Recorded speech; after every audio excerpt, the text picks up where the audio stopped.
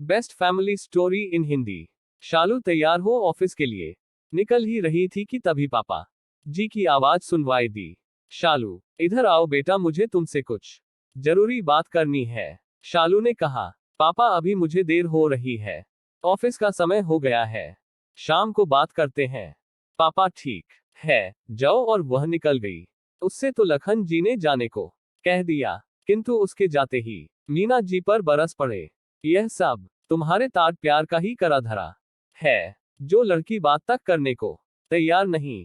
क्या जरूरत है नौकरी करने की? अगर करनी ही है तो अपने घर जाकर करें, कम से कम उसकी शादी कर अपने भार से मुक्त हूं। मैं कहता हूं कि समझाओ उसे, वह तो न समझ है, परंतु तुम्हारी बुद्धि पर क्या पत्थर पड़ गए हैं। तभी मीना जी ने आंखों में भर आए आंसुओं को रोकते हुए चुपचाप चाय के बर्तन उठाए और किचन में चली गई। किचन में जाकर वे अपने आंसुओं को नहीं रोक पाई। कोमल, जो कि उनकी बहू थी, चुपचाप खड़ी खड़ी देख रही थी। उसकी समझ में नहीं आया कि वह क्या कहे। तभी बेटे विजय की आवाज आई, कोमल कहाँ हो? मेरा टिफिन कहाँ है? मेरा ऑफिस बैग निकाला?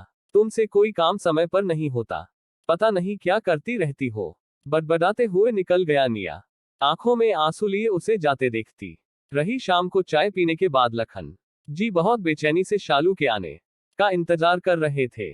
तभी फोन पर बात करते हुए शालू ने घर में प्रवेश किया। शालू, अब समय है? लखन जी की आवाज गूंजी। हाँ पापा, आती हूँ। मीना जी बोली, थकी हुई आई है, पहले उसे कुछ चाय पानी तो कर लेने दो। लगभग चीखते हुए लखन जी बोले, तुम चुप रहो।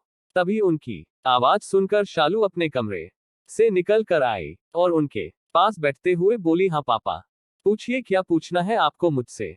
ध्यान से सुनो और मुझे तुम्हारी सहमति ही चाहिए, मैं ना नहीं सुनना चाहता। मैंने कल विनायक और उसके माता पिता को बुलाया है, वे कल तुम्हें देखने आ रहे हैं। हर हालत में यह रिश्ता करना चाहता हूं, क्योंकि परिवार और लड़का मुझे उपयुक्त लगे और मैं तुमसे केवल हाँ ही सुनना चाहता हूं, ताकि शादी कर अपनी जिम्मेदारी से मुक्त हो जाऊं। शालू बोली, पापा, जब सारा निर्णय आप ले चुके हैं तो फिर मेरे से क्या पूछना है? आपने तो मुझे बोलने का हक भी नहीं दिया कि मैं अपने जीवन के इतने अहम फैसले के बारे में सोच भी सकूं। पापा, क्या तुम इतनी बड़ी और समझदार हो गई हो कि मेरे जीवन का अनुभव तुम्हारे सामने बेकार है? नहीं पापा, मैं ये नहीं कह रही, किंतु मुझे भी अपनी बात रखने का आप मौका तो दें। विजय भी ऑफिस से आ गया और वह भी वहीं बैठ गया।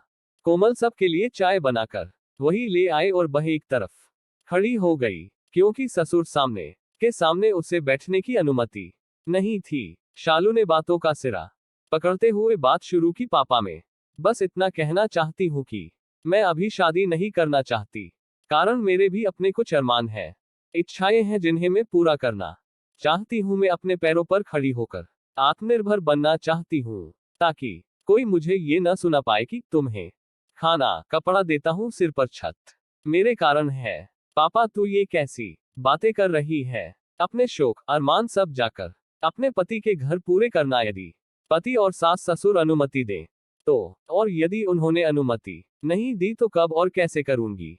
ये सब फिजूल की बातें हैं। ग्रेजुएशन कर लिया, शादी ब्याह कर अपनी गृहस्थी में रम जाओ। औरतों को यही शोभा देता है। हाँ, यही शोभा देता है कि जीवन भर अपनी स्वतंत्रता दूसरों की इच्छा पर गिरवी रख दो और फिर वे जैसा नाच नचाए नाचो, हर बात के लिए ताने उलाहने सुनो, और यदि तकलीफ में रोने का मन करे तो उसकी भी आजादी नहीं। घुट घुट कर सास ससुर पति बच्चों की तीमारदारी में अपने अस्तित्व को ही भुला दो। क्या तेरी माँ नहीं है? उसे क्या कमी है? खाना कपड़ा मकान क्या नहीं मिला उसे? मैं माँ की तरह महान नहीं हूं, न मैं उनका सा जीवन जी सकती हूँ जहां परिवार में अपना गम भी हल्का करने की स्वतंत्रता न हो।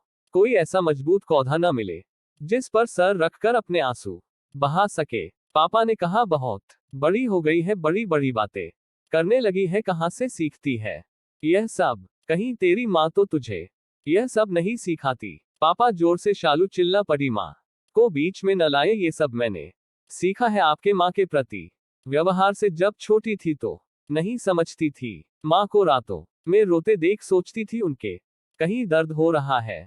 मैं पूछती थी, माँ क्यों रो रही हो? दवा लगा दूं तब मेरी बालसुलभ बातें सुनकर हंस पति आंखों में आंसू, ओठों पर मुस्कान, यही थी उनकी पहचान। फिर जैसे जैसे मैं बड़ी होती गई कुछ कुछ बातें मेरी समझ में आने लगी। मैं देखती थी कि माँ सुबह से देर रात तक काम में लगी रहती, फिर भी कोई उनसे यह नहीं पूछता कि उन्होंने खाना खाया है या नहीं, उन्हें कोई तकलीफ है क्या।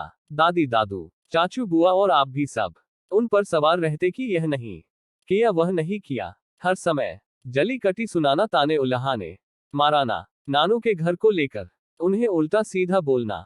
और अब जब मैं पूरी तरह सब समझ गई है तो कम से कम मैं तो ऐसा जीवन नहीं चाहूंगी।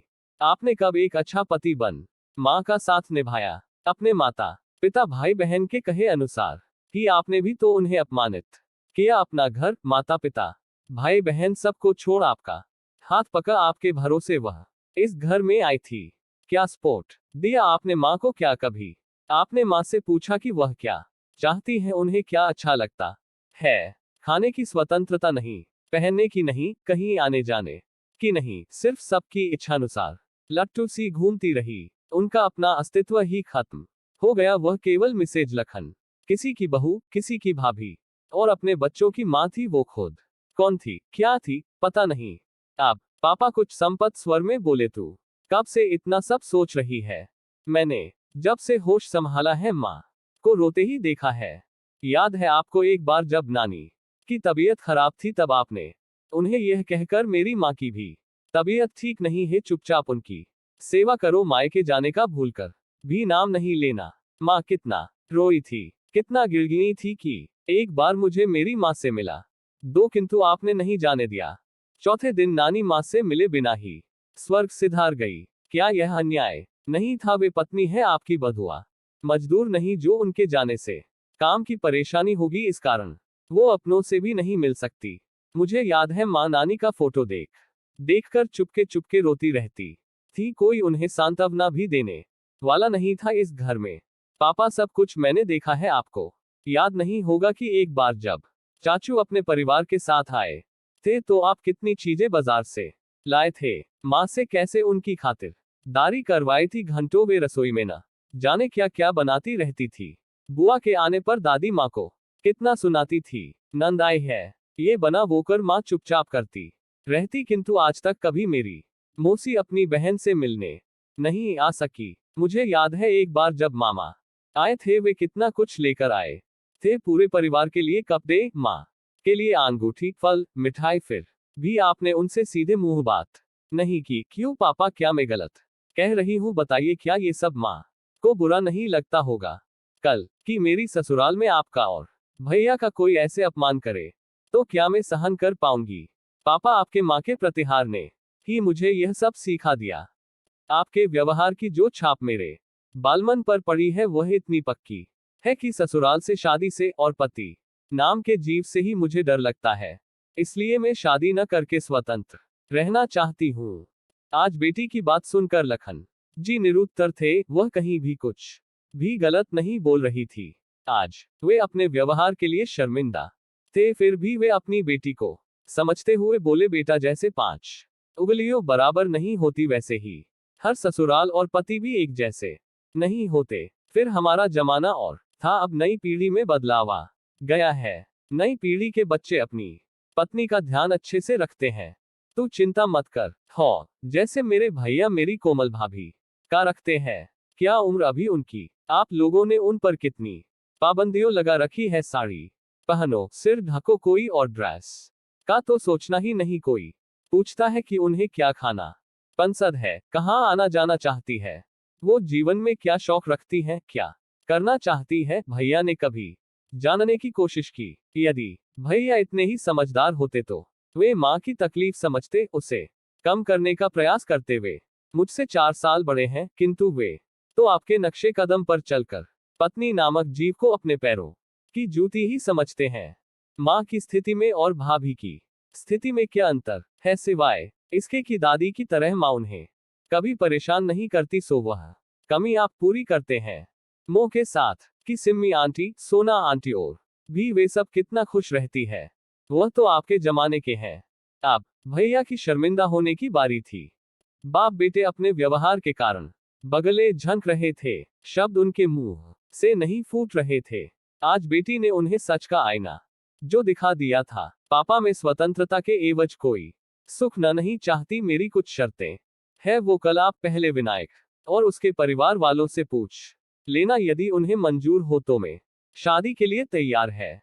मैं अपनी इच्छा अपने अरमान पूरे करूंगी, नौकरी करूंगी। मुझे मेरे मायके में नाम पर न तो कोई उलाहना देगा और न आप लोगों से मिलने से कोई रोकेगा। जब इच्छा होगी मैं आप लोगों से मिलूंगी। मेरे मायके वालों का परिवार में उतना ही सम्मान होगा जितना उसके परिवार वालों का। मेरे पहनने खाने आने जाने पर कोई रोक टोक नहीं होगी। जैसे मैं रहना चाहूंगी रहूंगी। यदि उन्हें ये सब मंजूर है तो ही बात आगे बढ़ेगी, नहीं तो मैं जीवन में उस सुपात्र का इंतजार करूंगी जो मुझे और मेरी भावनाओं को समझोगा, मेरा साथ कदम कदम पर देगा, जो मुझे केवल अवैतनिक कर्मचारी 24 घंटे 365 दिन की न समझ वास्तव में मेरे सुख दुख का साथी होगा। मेरा पति होने के साथ साथ वह मेरा दोस्त भी होगा, जिससे मैं बिना डरे बिना झिझके अपने मन की बात कर सकूं। जब मुझे ऐसा साथी मिलेगा तब मैं आपकी अनुमति से उससे शादी कर